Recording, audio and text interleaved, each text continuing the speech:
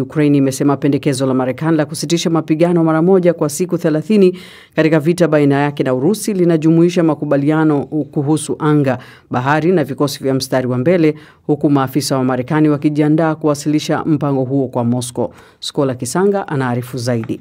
Baada ya mazungumzo yaliyodumu kwa saa 8 nchini Saudi Arabia, Ukraine iliunga mkono pendekezo hilo la Marekani, huku Rais Volodymyr Zelensky akitaja kama hatua nzuri. Waziri wa mambo ya nje wa Marekani Marco Rubio amesema wajibu kwa sasa uko mikononi mwa Urusi. Mjumbe maalum wa Rais Donald Trump, Steve Witkoff, anatarajiwa kusafiri kwenda Moscow kwa mazungumzo katika siku zijazo. Katika mahojiano na BBC, Kurt Volker, mwakilishi maalum wa zamani wa Marekani katika mazungumzo ya Ukraine, ametoa mawazo yake baada ya mazungumzo hayo ya usitishaji mapigano kati ya Ukraine na Marekani. I think now it is a question of saying okay. Nadhani sasa ni swala la kusema sawa. Tumeonyesha kuwa tuko wazi kabisa. Tumefikia makubaliano na Ukraine ambao wanakubali kusitisha mapigano kwa sasa. Je, Urusi iko tayari kusitisha vita au la?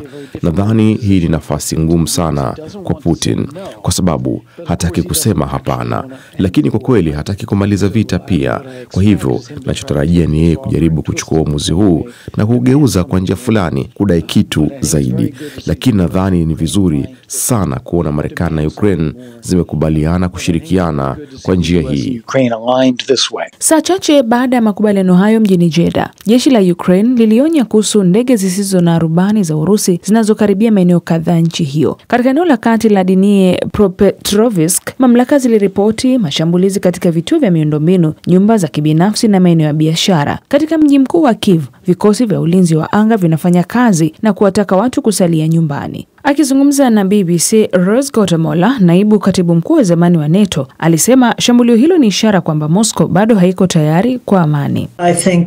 Nadhani kile tulichokisikia leo kutoka kwa Marco Rubio ni sawa na kwamba Warusi wanachukia kusikia kuhusu mazungumzo yoyote. Mpira sasa kwa Urusi, na kufanya shambulio hili la angani usiku wa leo wanaonekana kuashiria kuwa hawako tayari kabisa kwa mazungumzo haya. Kwa hivyo, nadhani mjumbe maalum wa Rais Trump, Steve Witkoff, atakuwa na kazi wakati akienda Moscow. Mazungumzo ya siku ya Jumanne mjini Jeddah yamekuwa ya kwanza rasmi kati ya nchi hizo mbili tangu kutokea kwa mzozo kati ya Rais Volodymyr Zelensky na Rais wa Marekani Donald Trump katika ikulu ya White House. Katika taarifa ya pamoja, Marekani pia imesema itaanzisha tena mara moja ushirikiano wa kiintelijensia na msaada wa kiusalama kwa Ukraine ambao Washington ilisitisha hapo awali. Ni taarifa yake Skola Kisanga. Майже щодня важливі новини щодо підтримки України. За кілька тижнів ухвалені десятки нових рішень у Європі, які допомагають і нашій державі, і всім у світі захищати життя.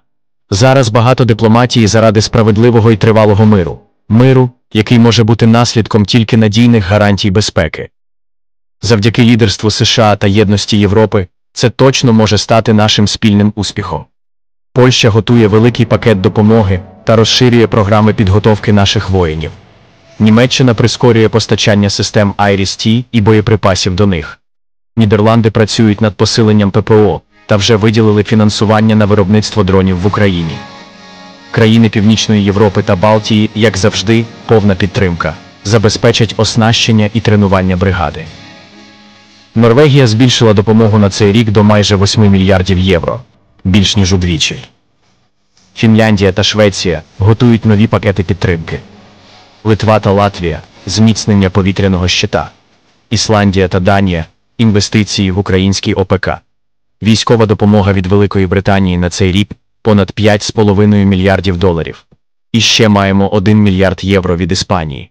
А також важливі новини від Європейської комісії щодо суттєвих коштів на захист Європи. Крім безпекової допомоги, маємо підтримку енергетичного сектору, гуманітарного розмінування та нові санкційні рішення проти Росії. Україна, уся Європа, Америка. Разом ми можемо закінчити цю війну гарантованим миром. Працюємо щодня заради того, щоб якнайшвидше досягти миру. Дякуємо всім, хто допомагає.